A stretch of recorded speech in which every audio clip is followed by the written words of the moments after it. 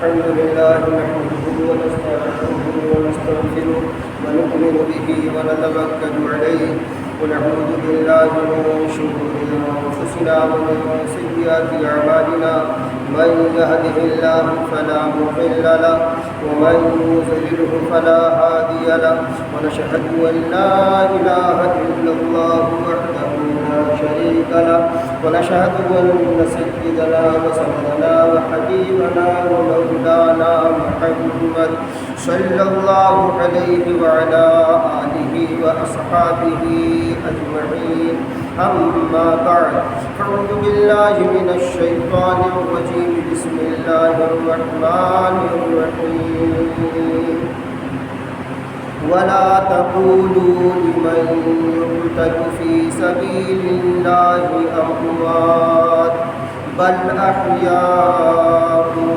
ولكن لا تشعرون وقال عليه الصلاة والسلام الحسن والحسين سيدا شباب أهل الجنة أو كما قال عليه الصلاة والسلام سبحان ربك رب العزة عما يصفون وسلام على المرسلين والحمد لله رب العالمين.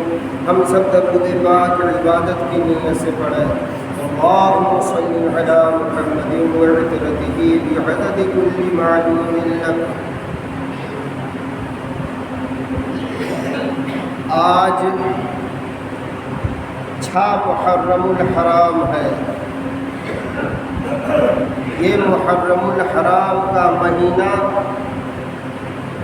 بہت سی تاریخ کی وابستگی لیے ہوئے ہے، لیکن سب سے بڑی تاریخ اور سب سے مشہور جو تاریخ عام طور پر امت کو معلوم ہے وہ 10 محرم الحرام کی معلوم ہے. اس کی وجہ یہ ہے کہ 10 محرم الحرام کو نواسۂ رسول حضرت امام عالی مقام حسین رضی اللہ عنہ کو میدان کربلا میں شہید کر دیا گیا تھا، جبکہ یہ وہ ہستی ہیں کہ ابھی دودھ پی رہے ہیں، ماں فاطمہ کے گود میں ہیں. سید البشر امام الانبیاء آمنہ کے لال حضرت مدنی کریم صلی اللہ علیہ وسلم نے فرما دیا سیدہ شباب اہل الجنہ الحسن والحسین. یہ حسن ان کے بڑے بھائی اور یہ حسین یہ دونوں جوانان جنت کے سردار ہیں. کہیے سبحان اللہ. اللہ کے نبی ان بچوں کی اہمیت، ان کی عظمت اس لیے بیان فرما رہے تھے تاکہ آنے والی امت یا موجودہ امت ان کی شان میں کوئی گستاخی نہ کرے، ان کی شان میں کوئی بے ادبی نہ کرے. اور دوسرے موقع پر اپنی بیٹی کے بارے میں فرمایا، اسی مشکاۃ شریف میں ہے وقال علیہ الصلاۃ والسلام الفاطمہ بضعۃ منی. فاطمہ میرے جگر کا ٹکڑا ہے، میرے گوشت کا ٹکڑا ہے. یہ سب کیوں فرما رہے ہیں؟ اور یہی نہیں، پورے اہل بیت کے بارے میں، پوری اپنی خاندان کے بارے میں مدنی کریم صلی اللہ علیہ وسلم نے صراحتاً وضاحتاً فرما دیا کہ ان کی شان کیا ہے، ان کی عظمت کیا ہے، تاکہ آنے والے لوگ سمجھ سکیں اور ان کی شان میں کوئی گستاخی نہ کرے. ایک موقع پہ مدنی کریم صلی اللہ علیہ وسلم نے فرمایا، حدیث سن لے پوری تاکہ ہم سب کو اس کی برکت بھی نصیب ہو جائے. محبت اہل بیت کے بارے میں، اہل بیت سے محبت رکھنا ایمان کا جز ہے، کہیے بے شک۔ اس سے پہلے کئی ہفتے سے بیان ہوتا چلا آیا تھا کہ مدنی کریم صلی اللہ علیہ وسلم سے محبت کرنا ایمان کا حصہ ہے، اور خود امام بخاری رحمۃ اللہ علیہ نے اپنی کتاب بخاری میں اس کا باب باندھا ہے، باب حب الرسول من الایمان صلی اللہ علیہ وسلم، رسول پاک صلی اللہ علیہ وسلم کی محبت ایمان کا حصہ ہے۔ اور آپ نے پھر آگے حدیث کوٹ کی ہے، نقل کی ہے، لا یؤمن احدکم حتی اکون احب الیہ من والدہ وولدہ والناس اجمعین، تم میں کا مومن اس وقت کوئی بندہ، کوئی آدمی ہو ہی نہیں سکتا جب تک اس کے دل کے اندر اس کے والدین، اس کی اولاد، یہاں تک کہ سارے جہاں سے بھی زیادہ محبت مدنی کریم صلی اللہ علیہ وسلم کی نہ ہو جائے۔ سب سے زیادہ محبت مدنی کریم صلی اللہ علیہ وسلم کی جب ہوگی تب ہم مومن ہوں گے۔ یہ امام بخاری رحمۃ اللہ علیہ نے بیان کر دیا۔ اب یہاں جو یہ بیان ہو رہا ہے، یہاں خاندان نبوت کا بیان ہو رہا ہے، اہل البیت کا بیان ہو رہا ہے۔ یہ ہر سال محرم آتا ہے، علماء راگ الاپنے لگتے ہیں، امام حسین کا فلاں کا فلاں، وہ کیوں؟ آگے ابھی وضاحت کر دے رہا ہوں۔ دعا فرمائیے اللہ پاک وہ بات کہنے کی مجھے توفیق دے جو میں کہنا چاہ رہا ہوں، ہمارے آپ کے سب کے لیے نفع کی بنا دے۔ سنیے، اس حدیث کے راوی ہیں حضرت ابو ذر رضی اللہ عنہ، وہ کیا فرماتے ہیں؟ وعن ابی ذر رضی اللہ عنہ انہ قال وهو آخذ بباب الكعبہ سمعت النبی صلی اللہ علیہ وسلم، حضرت ابو ذر رضی اللہ عنہ کعبہ کا دروازہ پکڑ کے یہ فرما رہے ہیں، کہیے سبحان اللہ۔ یہ مشہور صحابی ہیں اور ایسے ویسے صحابی نہیں ہیں، ان کے بارے میں کبھی پھر بیان کر دوں گا انشاءاللہ کہ ان کی خبر حضرت جبریل علیہ السلام نے آ کے دی تھی۔ بات آگے دوسری طرف نکل جائے گی، چونکہ اہل بیت کا ذکر کرنا چاہ رہا ہوں۔ وہ خانہ کعبہ کا دروازہ پکڑ کے بباب الکعبۃ سمعت النبی صلی اللہ علیہ وسلم فرما رہے ہیں کعبے کا دروازہ پکڑ کے کہ میں نے سنا ہے مدنی کریم صلی اللہ علیہ وسلم سے، کیا سنا ہے؟ یقول الا ان مثل اہل بیتی فیکم مثل سفینۃ نوح، کہہ رہے میں نے مدنی کریم صلی اللہ علیہ وسلم سے سنا ہے کہ جو اہل بیت سے محبت کرے گا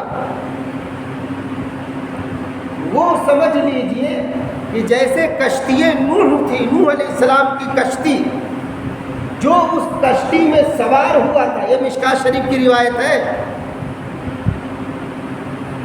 اس کشتی میں جو طوفان نوح کے وقت جو اس کشتی میں سوار ہوا تھا وہ طوفان سے بچ گیا تھا۔ تو اگر ہم آپ طوفان سے بچنا چاہتے ہیں، جہالت سے بچنا چاہتے ہیں، کفر سے بچنا چاہتے ہیں اور تمام طرح کی گمراہیوں سے بچنا چاہتے ہیں اور یہ چاہتے ہیں ہماری حفاظت ہو، تو ہمیں چاہیے اس کشتی میں سوار ہو جائے۔ کون سی کشتی؟ محبت اہل البیت، یعنی نبی کی خاندان سے محبت کرنا، یہ کشتی نوح کے مثل ہے۔ آگے کیا فرما رہے ہیں سنیے، من رکبہا نجا، جو اس کشتی پر سوار ہو گیا وہ نجات پا گیا، کہیے سبحان اللہ۔ آگے فرما رہے ہیں ومن تخلف عنہا ہلک، اور جو سوار نہیں ہوا وہ ہلاک ہو گیا، برباد ہو گیا۔ اللہ پاک ہم سب کی پوری امت کی حفاظت فرمائے۔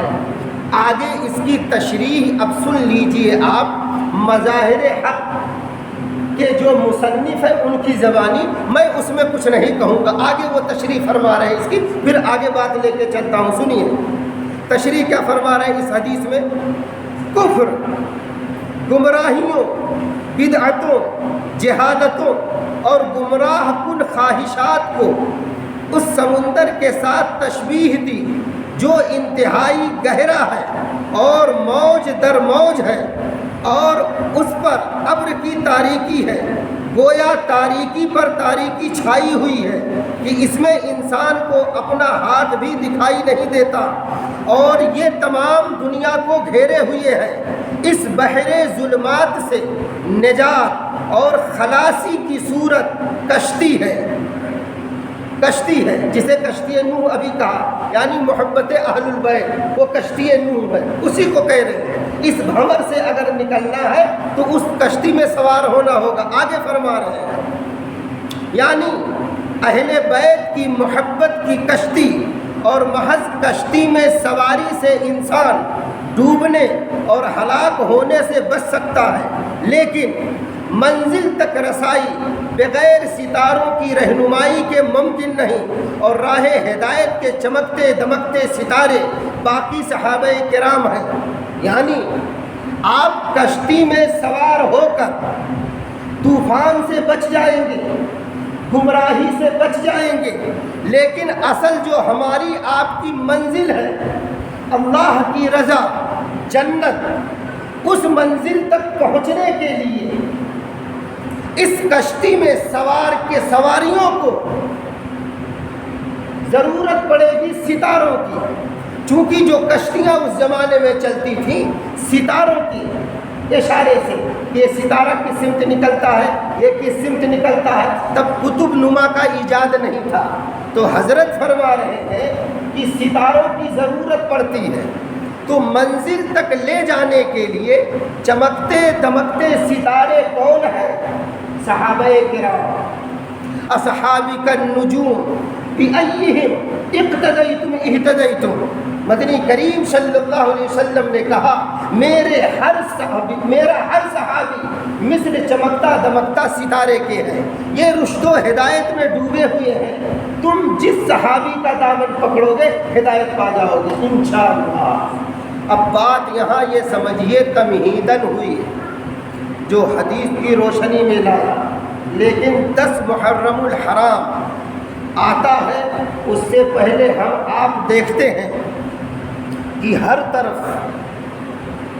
ایک آواز سنائی پڑنے لگتی ہے، آپ بھی دیکھے ہوں گے، لیکن یہاں سوال پیدا ہوتا ہے کہ اصل حسینی ہے کون، اور حسینی کہتے کس کو ہیں، حسین والا ہے کون، یہ ہمیں آپ کو سمجھنا ہوگا۔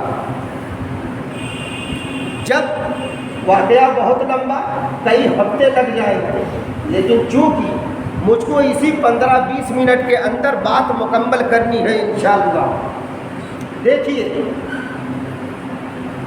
یزید کی بیعت سے امام عالی مقام نے انکار کیا، آپ ایک طرف جا رہے تھے، ادھر تب تک ان کی گرفتاری کا وارنٹ جاری ہو گیا تھا کہ اگر وہ بیعت نہیں کرتے ہیں تو انہیں گرفتار کر کے لے آیا جائے۔ تو جہاں یہ پہنچے تھے جس مقام پر، حر بن یزید تمیمی نام کا ایک کمانڈر تھا جس کے پاس 1000 اس وقت فوج تھی، یہ اپنی لشکر لا کر امام عالی مقام حسین رضی اللہ عنہ کے سامنے آ گیا اور کہا عبید اللہ بن زیاد نے آپ کے بارے میں یہ کہا ہے، تو آپ کیا کہتے ہیں؟ کہا میں بیعت نہیں کروں گا، میری کچھ شرطیں ہیں۔ تو کہا کیا؟ اب یہی سنیے گا، اصل حسینیوں کے لیے سبق یہاں ہے۔ حضرت امام عالی مقام نے کہا کہ میں جدھر سے آیا ہوں یا تو مجھے ادھر جانے دیا جائے واپس، نمبر 2، یا تو مجھے اسلامی جو زمینیں ہیں، جو اس کا بارڈر ہے، مجھے اس سرحد پر بھیج دو، میں کفار سے جنگ کرتا ہوا شہید ہو جاؤں۔ دو باتیں ہوئیں، نمبر ایک جدھر سے میں آیا ہوں یا مجھے ادھر جانے دیا جائے، نمبر دو یا اسلامی زمین کی جو سرحد ہے، جو مسلمان فوجیں جنگ کر رہی ہیں، مجھے بھی ایک سپاہی کے طور پر بھیج دیا جائے، میں کفار سے جنگ کر کے شہید ہو جاؤں۔ نمبر تین، یا تو تم مجھے یزید کے پاس لے چلو، جیسے میرے باپ، میرے بڑے بھائی حسن اپنی بات یزید کے باپ کے سامنے رکھ کر مصالحت کر لی تھی، سمجھوتا کر لیا تھا، ممکن ہے میرا بھی کچھ سمجھوتا ہو جائے۔ یہ تین باتیں امام عالی مقام نے رکھی جو تاریخ اسلام میں مشہور ہیں اور لکھی ہوئی ہیں۔ اس حر بن یزید تمیمی نے یہ بات عبید اللہ ابن زیاد کو دی، جو اس وقت 4000 یا 5000 کا لشکر لے کے دور پڑاؤ ڈالا ہوا تھا۔ تو اس نے کہا نہیں، یہ بات نہیں۔ تو اس کے پاس شمر ذل جوشن نام کا ایک آدمی تھا، مشیر کار اس کا، ابن زیاد کا۔ اس نے کہا اگر یہ شرط امام عالی مقام کی آپ مان لیں گے اور یہ اگر بچ گئے تو پھر آپ کی کوئی حیثیت نہیں رہ جائے گی۔ حکومت کا عہدے کا لالچ دیا، ابن زیاد اس میں آ گیا، بات نہیں مانا۔ یہ ساری باتیں ہوتے ہوتے ادھر سے ادھر سے پیغامات کے تبادلے کرتے کراتے ہفتہ ہو گیا۔ آپ 3 محرم الحرام کو دشت کربلا میں، میدان کربلا میں پڑاؤ ڈال چکے تھے، ہفتہ نکل گیا۔ نتیجتاً گہما گہمی ہونے لگی اور ان سبوں کو شبہ ہونے لگا کہ کہیں ایسا نہ ہو یہ موقع پا کر وہ کہیں راہ فرار اختیار کر لے یا مزید فوج کہیں سے بلا لے۔ بہرحال ابن زیاد نے اپنا ایک قاصد بھیجا کہ اگر ایسا نہیں ہوتا ہے تو پھر ہم حملہ کرتے ہیں، کہیں تو ان سے بیعت قبول کریں۔ شام کو قاصد بھیجا، وہ قاصد صبح پہنچا، صبح میں پھر ایک قاصد بھیجا جو شام کو پہنچا، ذل جوشن نامی۔ بہرحال 9 محرم الحرام تک پیغامات کے تبادلے ہوتے رہے اور اس بات کی دونوں طرف سے اب یہاں تک نوبت آئی کہ اب جنگ ہونی ہے۔ تو حضرت امام عالی مقام نے کہا 9 محرم الحرام کی شام کو کہ دیکھو یوں بھی شام ہو گئی ہے، رات آنے والی ہے، اب جنگ کا کیا مطلب ہے؟ صبح چلو جنگ کے لیے تیار ہو جاؤ، ہم بھی تیار ہیں۔ بہرحال دونوں طرف سے جنگ کی تیاری ہونے لگی۔ امام حسین رضی اللہ عنہ کے پاس فوج ہی کیا تھی، 72 آدمی، اور ان کے پاس کئی ہزار، انہیں کیا تیاری۔ اسی رات میں قبیلہ بنی طے کا ایک آدمی آتا ہے، اس نے سنا کہ یہاں نواسہ رسول پڑاؤ ڈالے ہیں، وہ آیا ان سے ملنے، اور ادھر امام عالی مقام اپنے ساتھیوں کو بلا کے مشورہ کر رہے ہیں اور سب کو حکم دے رہے ہیں کہ دیکھو کل صبح لڑائی کا بازار گرم ہو جائے گا، چونکہ میری ان لوگوں نے کوئی شرط مانی نہیں ہے، اس لیے میں ہتھیار نہیں ڈالوں گا اور میں کسی گنہگار کے ہاتھ پر بیعت نہیں کروں گا، میں اپنے نانا کا لایا ہوا دین بدنام نہیں کروں گا، اس لیے لڑائی طے ہے۔ میں آپ سبھی سے کہتا ہوں جو اپنی اپنی جان بچانا چاہتا ہو وہ چلا جائے۔ تو سب نے بیک وقت کہا کہ ہم نواسہ رسول کو چھوڑ کے تنہا میدان کارزار میں کیسے جا سکتے ہیں۔ بہرحال سب نے لڑنے مرنے کی قسمیں کھائی۔ وہ قبیلہ بنی طے کا آدمی آیا، اور اس نے کہا امام علی مقام آپ نواسے رسول ہیں، آپ ہمارے نبی کے نواسے ہیں، آپ جوانان جنت کے سردار ہیں، آپ ایسے ہیں جنہیں بہت سی آنکھوں نے دیکھا ہے کہ آپ کو میرے نبی بوسہ دیتے تھے، گود کھلاتے تھے، آپ کے ہونٹ کو چومتے تھے، آپ میرے نبی کے کندھوں پر سواری کرتے تھے، آپ کا، آپ کے خاندان کا، آپ کے نانا کا پوری امت پر حق ہے، ہم آپ کو تنہا نہیں چھوڑ سکتے، ہمارے قبیلے میں 5000 سپاہی ہیں، آپ اگر قبیلے تشریف لے چلیں وہ 5000 کے لشکر آپ کا ساتھ دے سکتا ہے۔ سبحان اللہ۔ اب سنیے امام علی مقام کیا فرماتے ہیں، کہا ابھی ابھی میرے ان ساتھیوں نے میرے ہاتھ پر بیعت کی، یہ میرا ساتھ چھوڑنے کو تیار نہیں، اور میں انہیں تنہا میدان میں چھوڑ کر اور چلا جاؤں فوج کے چکر میں، یہ نہیں ہو سکتا، میں نہیں جاؤں گا۔ بہرحال صبح فجر کے بعد میدان کارزار گرم ہوا، امام علی مقام اپنے گھوڑے پر سوار ہو کر ان دشمنوں کے سامنے، ان باغیوں کے سامنے تشریف لا رہے ہیں اور گھوڑے پر بیٹھ کر ایک تاریخی خطبہ دے رہے ہیں کہ شاید کہ اب یہ مان جائیں۔ تو فرمایا تم لوگ بتاؤ کیا تم اس بات کے گواہ نہیں ہو کہ میرے نانا امام الانبیاء ہیں؟ تو سب نے کہا سچ ہے۔ کہا کیا تم لوگ اس بات کے گواہ نہیں ہو کہ میں امام الانبیاء کا نواسا ہوں؟ کہا یہ بھی سچ ہے۔ کہا کیا میرے نانا نے یہ نہیں فرمایا تھا کہ میں جوانان جنت کا سردار ہوں؟ کہا یہ بھی سچ ہے۔ کہا کیا میری ماں فاطمہ کے بارے میں میرے نانا نے یہ نہیں کہا ہے کہ عورتوں کی سردار ہے؟ کہا یہ بھی سچ ہے۔ تو کہا کیا میں کبھی زندگی میں ایک نماز قضا کیا ہوں؟ کیا میری کبھی ایک نماز قضا ہوئی ہے؟ اے حسین سے محبت رکھنے والوں، اے حسینی بننے والوں، امام حسین کی تقریر پر غور کرو۔ کہا کیا میری زندگی میں کبھی ایک نماز قضا ہوئی ہے؟ کہا یہ بھی سچ ہے، کبھی آپ کی ایک نماز قضا نہیں ہوئی۔ کہا کیا کبھی میں نے کوئی کبیرہ گناہ کیا ہے؟ کیا شریعت کے خلاف میں نے کبھی کوئی قدم اٹھایا ہے؟ کہا نہیں، کبھی نہیں۔ کہا پھر کیوں مجھے قتل کرنا چاہتے ہو؟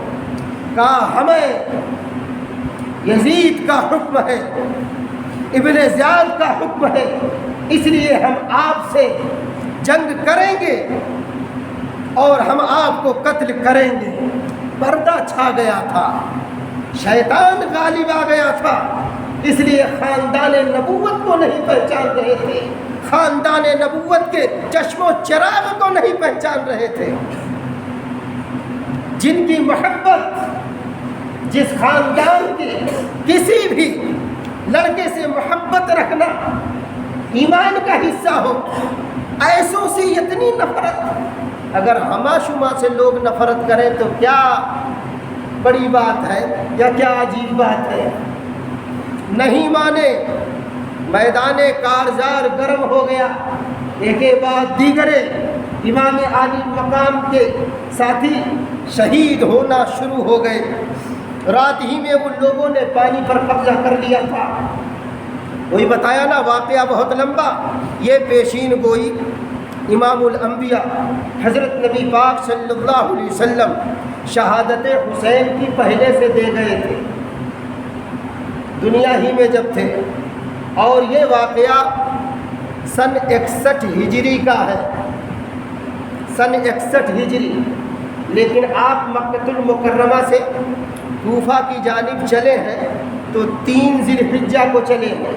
چلتے چلتے یہ قافلہ دشت کربلا میں، میدان کربلا میں 3 محرم الحرام کو خیمہ زن ہوا۔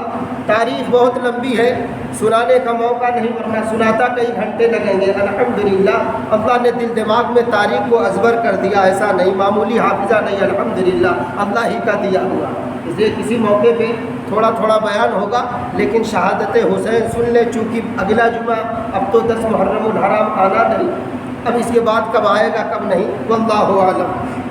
10 محرم الحرام کو حدیث بتاتی ہے کہ قیامت قائم ہوگی۔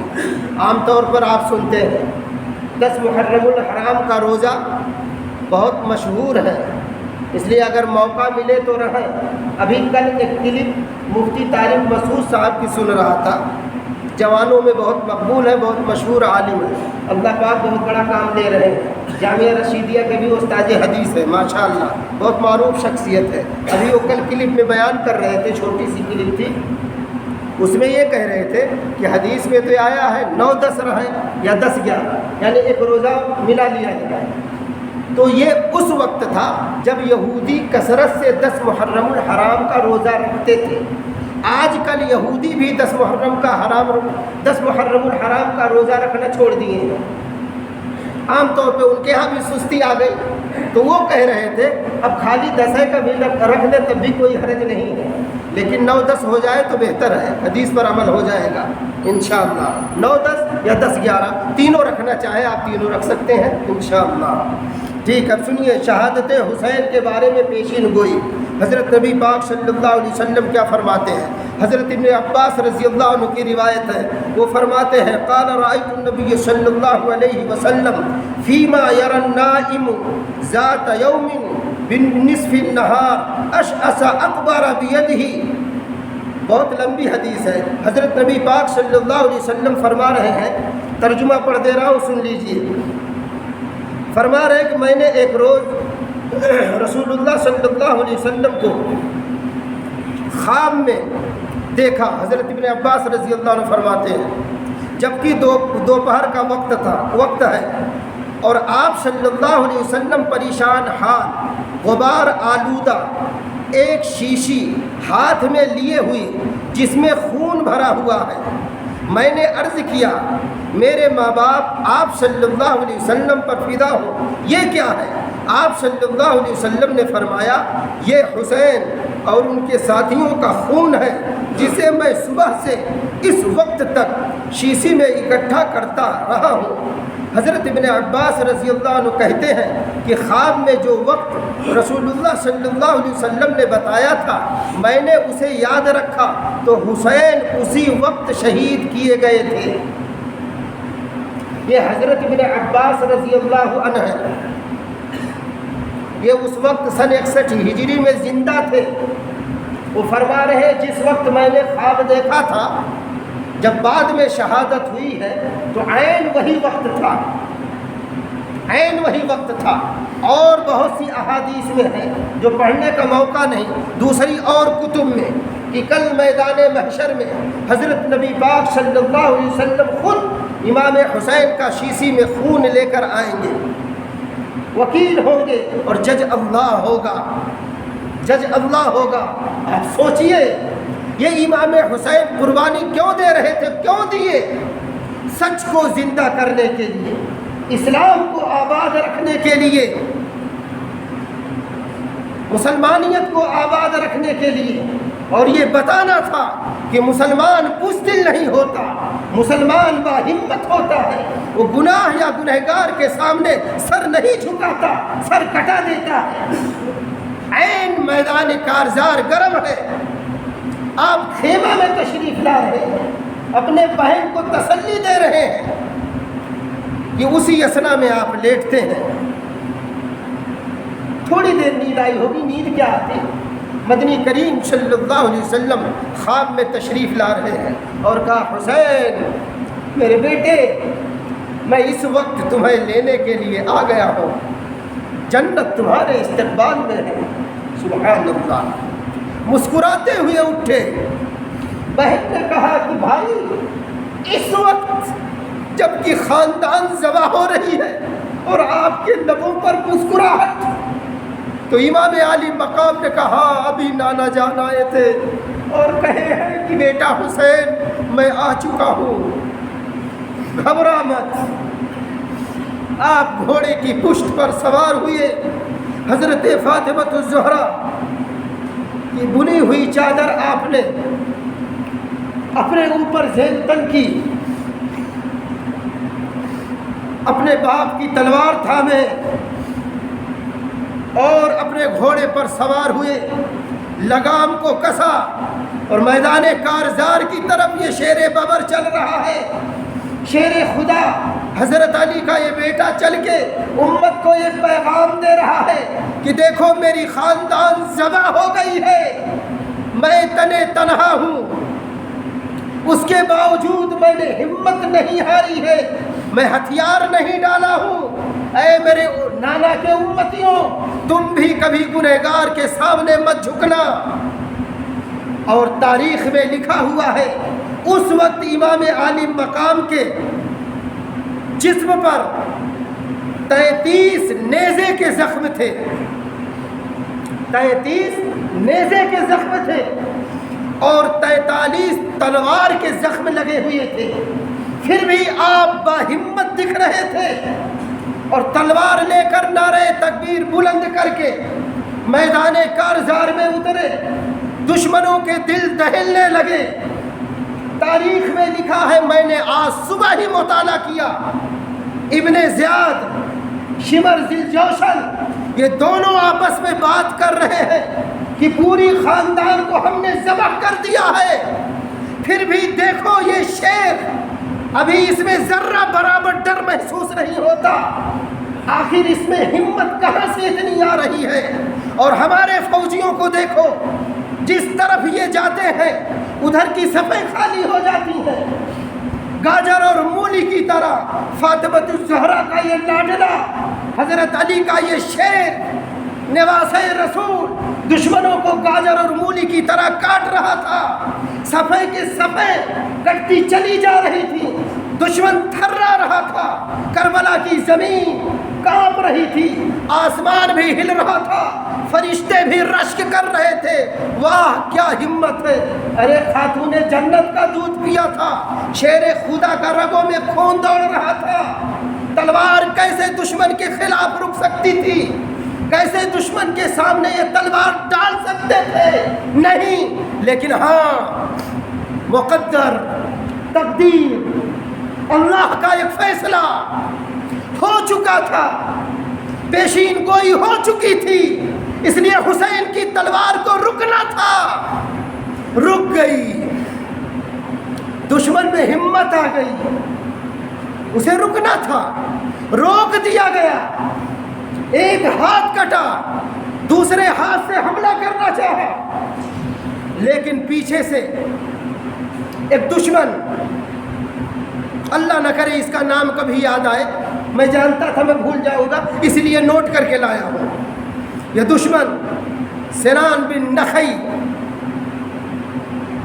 پیچھے سے وار کرتا، اتنی ہمت نہیں تھی آگے سے وار کرتا، پیچھے سے وار کیا، آپ کی اتڑیوں کو چیرتا ہوا، پیٹ کو پھاڑتا ہوا نکل گیا، آپ دھڑک گئے، دشمن کو موقع ملا، آپ کا سر مبارک تن سے جدا کر دیا گیا۔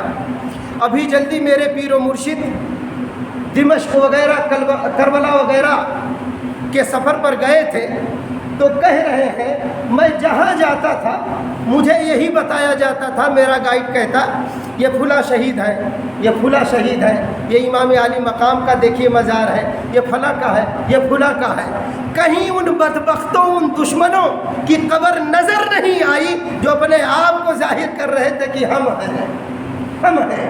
ہر جگہ شہداء کی قبریں شہادت دے رہی تھی۔ بتانے کا مقصد یہ ہے دوستو، امام حسین عالی مقام نے دو دشمنوں کے سامنے تقریر کی تھی، اس کے ایک جملے پر غور کرانا چاہتا ہوں۔ حضرت امام عالی مقام نے یہی کہا تھا، کیا میری کبھی نماز زندگی میں قضا ہوئی ہے؟ تو دشمن ہو کر ان کئی ہزار دشمنوں نے یہی کہا تھا، نہیں نہیں، آپ کی کبھی کوئی نماز قضا نہیں ہوئی۔ ایسے کو جب نیزے پر چڑھا دیا، اور یہیں تک ان بدبختوں نے بس نہیں کیا، ان کی لاش پر گھوڑے بھی دوڑائے، اور بہن دیکھ رہی تھی، ان کے خیموں کو بھی لوٹا گیا۔ ان کے ایک بیٹے علی نام ہے، وہ بیمار تھے، بستر پر تھے، وہ لڑائی میں شریک نہیں ہو سکے تھے۔ بعض تاریخ میں ملتا 8 سال عمر تھی، بعض میں 7 سال۔ ان کا جو لقب مشہور ہے وہ امام زین العابدین، کہو رضی اللہ عنہ، لیکن اصلی نام تھا علی۔ یہ حضرت امام حسین رضی اللہ عنہ کے بیٹے ہیں، یہ بیمار تھے۔ یہی ایک پھول، یہی ایک چراغ خاندان نبوت کے بچ گئے تھے۔ ساری زندگی یہ روتے رہتے تھے۔ ان کا غلام پوچھا، حضرت آپ ساری رات روتے رہتے ہیں؟ کہا، ارے میاں، کسی کا ایک بھائی اگر مر جاتا ہے، کسی بیوی کا شوہر اگر مر جاتا ہے، کسی کے باپ مر جاتے ہیں، وہ کئی دن تک روتا رہتا ہے۔ میرا تو پورا خاندان میدان کربلا میں اجاڑ دیا گیا، میرے سامنے انہیں تیغ کے نیچے ذبح کر دیا گیا۔ مجھے جب ان کی یادیں آتی ہیں تو میں کیسے اپنے آنسوؤں کو تھاموں، کیسے نہ رو۔ دوستو، یہ بڑی درد بھری داستان ہے جو میں نے داستان کربلا آپ کو سنا دی ہے، لیکن اس میں سے صرف اور صرف ایک سبق آج دیتا ہوں، زیادہ نہیں، ایک سبق۔ امام حسین کی کبھی نماز قضا نہیں ہوئی تھی، اس لیے ہم آپ بھی طے کریں انشاءاللہ آج سے ہماری بھی کوئی نماز قضا نہیں ہوگی، کہو انشاءاللہ۔ ارے بھائی، کیا اتنے لوگ نماز پڑھیں گے؟ یہ جو چند لوگ کہے ہیں انشاءاللہ، کہیے انشاءاللہ کبھی قضا نہیں ہوگی۔ قرۃ عینی فی الصلاۃ، ہمارے آپ کے نبی کا فرمان ہے کہ نماز میری آنکھوں کی ٹھنڈک ہے۔ جو شہیدان خدا ہیں ان کو مردہ مت کہو، ولا تقولوا لمن یقتل فی سبیل اللہ اموات۔ اللہ فرماتے ہیں جو میری راہ میں شہید ہو گئے ہیں وہ مرے نہیں ہیں، بل احیاء ولکن لا تشعرون، بلکہ وہ زندہ ہیں، ان کی زندگی ایسی ہے جس کا تم شعور نہیں کر سکتے ہو۔ اس لیے کسی اللہ والے نے کیا خوب کہا ہے کہ جو شہیدان خدا ہیں ان کو مردہ مت کہو، زندگی ان کی خدا فرماتا ہے لا تشعرون، لا تشعرون۔ اللہ پاک ہم سب کو کہنے سننے سے زیادہ عمل کی توفیق دے۔ وما علینا الا البلاغ۔ سنت پڑھ رہے ہیں۔